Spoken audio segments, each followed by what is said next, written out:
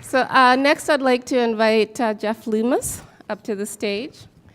Jeff Loomis is the Executive Director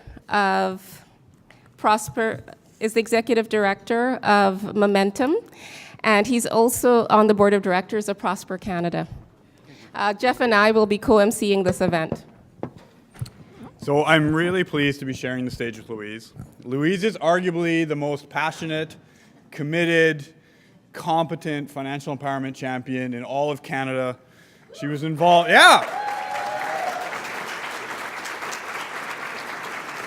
She was involved in starting one of the first match savings programs in Canada. She's a founding member of the ABLE Steering Committee. She is the co-director of Seed Winnipeg, one of the leading organizations in our sector. And she was named to the National Poverty Reduction Advisory Committee.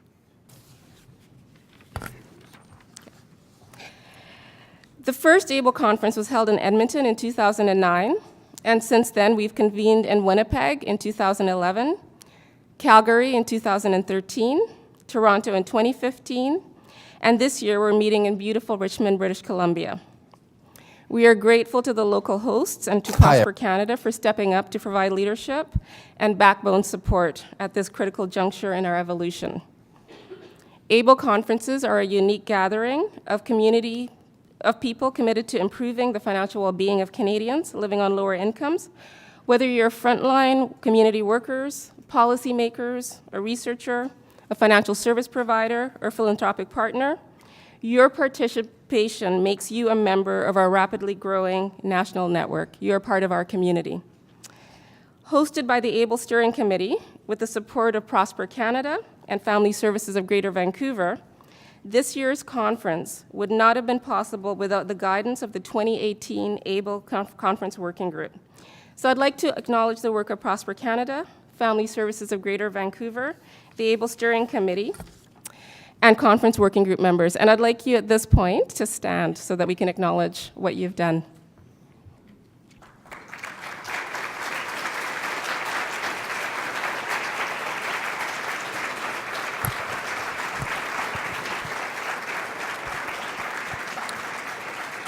So we'd also like to acknowledge at the outset our generous sponsors for making this conference possible. So our event sponsors, TD Bank Group and Intuit Financial Freedom Foundation, the gold sponsors, Each One, Teach One, the Financial Consumer Agency of Canada, and Van City Credit Union, the silver sponsor, the Power Corporation of Canada, and all the sponsors you see on the screens.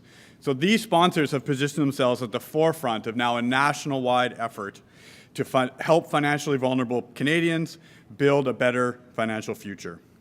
So we're also delighted to welcome you, the almost 300 people from across the country, for inspiring the action that we'll all participate in over the next 2 days. We're going to hear from leading experts. We're going to learn from each other. That's really important. Actually, ABLE stands for Asset Building Learning Exchange, so it's about learning from each other. And we'll have panel discussions and lots of networking opportunities. So we're really excited that ABLE, for the first time ever, is in British Columbia this year. And part of what makes it really exciting is that British Columbia has been home to some groundbreaking financial empowerment activity over the years, such as Plan advocating for the creation of the RDSP, which is a very significant asset building opportunity for people living with disabilities.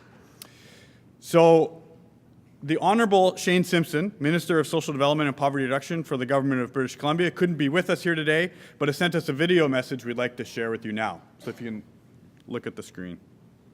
Hi everyone, and welcome to the ABLE Financial Empowerment Conference. I'm sorry my commitments at the legislature don't allow me to be there with you in person. I especially want to welcome those of you who are traveling from elsewhere in Canada to British Columbia. Welcome to sunny BC. As some of you may know, we're developing BC's first poverty reduction strategy, a significant part of our government's commitment to making life better in British Columbia. Over the last few months, we've consulted with thousands of people in the province, listening to personal experiences with poverty and discussing how we can address the challenges people face every day. How can we break the cycle of poverty? Financial literacy and empowerment is one of the areas people are concerned about. Things like setting up a bank account, getting help to file income taxes so people receive all the tax credits and refunds they're entitled to, and learning how to budget and plan for future needs. That's where your work comes in. Actions that empower people and help make their life a little bit better are a vital service. I recognize the important impact that it can have on people's lives. Our government is committed to making life more affordable for all British Columbians, to improving the services people rely on, and to creating opportunities to break that cycle of poverty. We've already taken steps towards reducing poverty in BC, but we know government can't do this alone. We need to work with all of our partners, all levels of government, with business, and with community in order to succeed. Events like this conference that look at new and innovative ways to reduce poverty and inform those partnerships are an important part of meeting our goals. Thank you again for your work and your contribution to this effort. I hope you have a positive, productive, and enjoyable conference.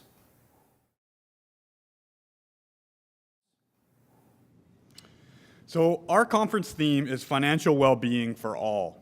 And the financial challenges faced by many Canadians living on lower incomes can be daunting. Issues like rising debt, income volatility, and the lack of stable jobs with good benefits are becoming an increasing challenge, creating more of a need for financial empowerment interventions that can help people actually build savings, increase our assets, and avoid dangerous debt. So as Louise mentioned, over the years, we've seen the focus of our collective efforts shift from just financial literacy to a broader intervention around financial empowerment, where people can actually build savings and avoid bad debt.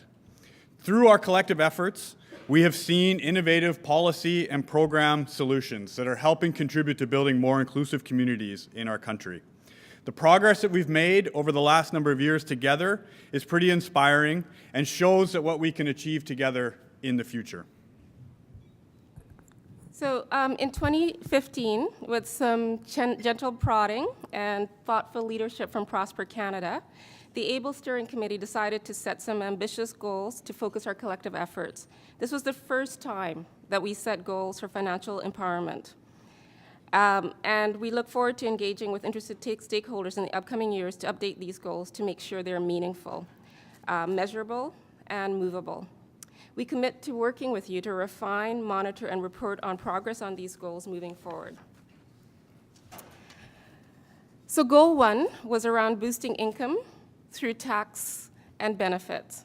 We have exceeded this target of an additional $100 million in income through the benefits claimed.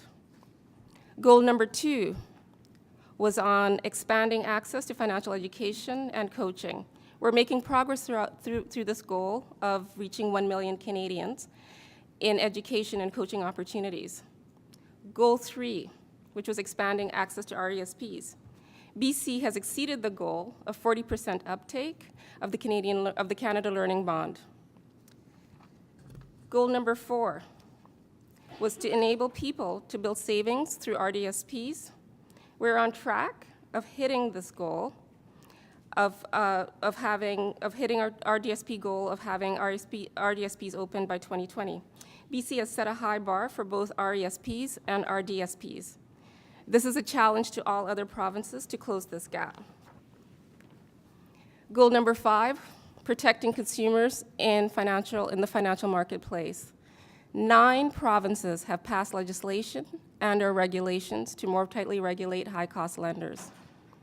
The 6th goal was on the integration of financial empowerment. Several provinces and municipalities have integrated financial empowerment into their poverty reduction strategies. Please let us know if you know of others. The last goal, goal 7, was around building safe and affordable financial products and services. Though this goal is difficult to measure, we know that new financial products and channels for accessing financial services are being developed by financial institutions and community agencies.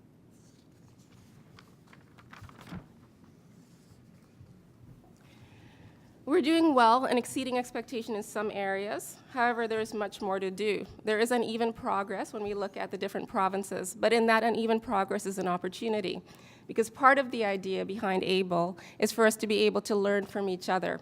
And when we look at some of the innovation, some of the provinces that have done really well, it gives an opportunity to learn and to really increase our impact across the country. Okay, fun fact on ABLE.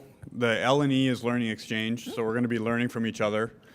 Second fun fact, that's actually kind of neat, is that logo was actually designed by a match savings participant at Momentum before we hosted the ABLE conference in 2013.